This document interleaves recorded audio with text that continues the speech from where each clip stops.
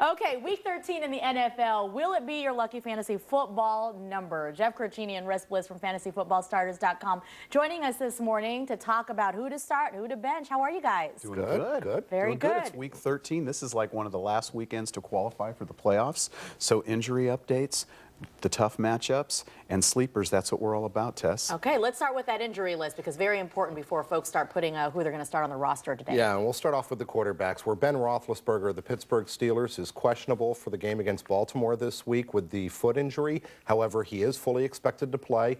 You also have Kerry Collins of the Tennessee Titans. He's probable. He's coming off of a calf muscle injury. Then at running back, you've got Adrian Peterson of the Minnesota Vikings. He's got an ankle injury. He's going to be a game-time decision, but he is expected to play. Ryan Matthews of the Chargers is probable. He will play today, albeit in a timeshare with Mike Tolbert. Joseph Adai of the Colts is doubtful to play. He's not going to be able to go this week. Ryan Terrain is questionable. He'll be a game-time decision. Pierre Thomas of the Saints finally may be able to come back from his ankle injury, but I think it's more likely he comes back next week. I would not anticipate Pierre Thomas being active today.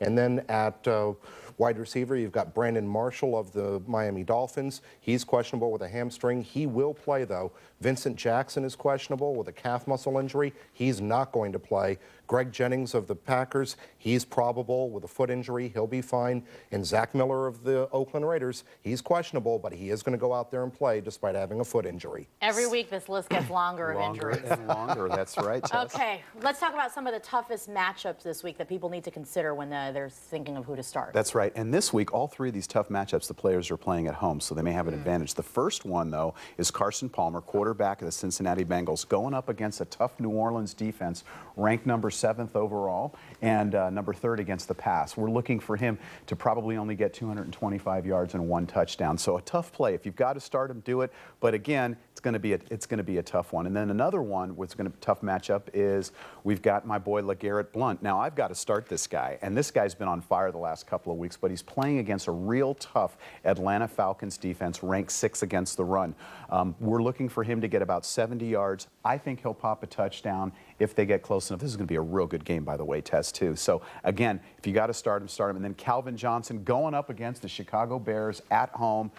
Chicago Bears are ranked 16th against the pass, so look for Calvin Johnson to maybe struggle, but his struggle is going to be the quarterback play because they're going up with their 3rd-string quarterback. But those are some tough matchups there. Those guys may not do as good as we think they will. Okay. And as far as some really good plays today, Matt Castle of the Kansas City Chiefs taking on the Denver Broncos. Matt Castle had 469 yards and 4 touchdowns the last time he played the Denver Broncos. He's been on fire the last several weeks. He's had multiple touchdown games in 6 of the last 7. He's definitely a strong play this week. Now, at running back, you've got a variety of different running backs to choose from, but I really think that for running back Matt Forte against the Detroit Lions have been one of the weaker run defenses in the NFL, especially of late, and they've really committed to running the football. They're running the football 53% of the time in the month of November. That's unheard of for a Mike Martz offense. Everyone's just chasing him. Yeah, exactly. Matt Forte has been really outstanding. And then Malcolm Floyd against the Raiders. Look at that. Wide receiver Malcolm Floyd, last time he faced the Raiders, 8 receptions, 213 yards, 1 touchdown.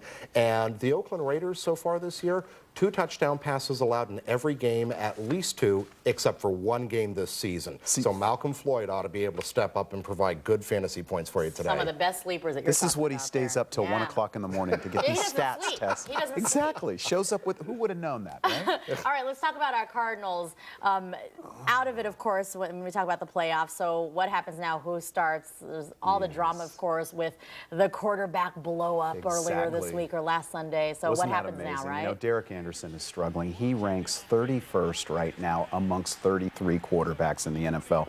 Had a terrible game last week. A lot of controversy around his behavior during the game. But I'll tell you one thing right now. If they have any chance against the Rams, he's going to have to play a decent game. They'll probably, we're predicting a 17-21. The Rams and the Cardinals should keep it close.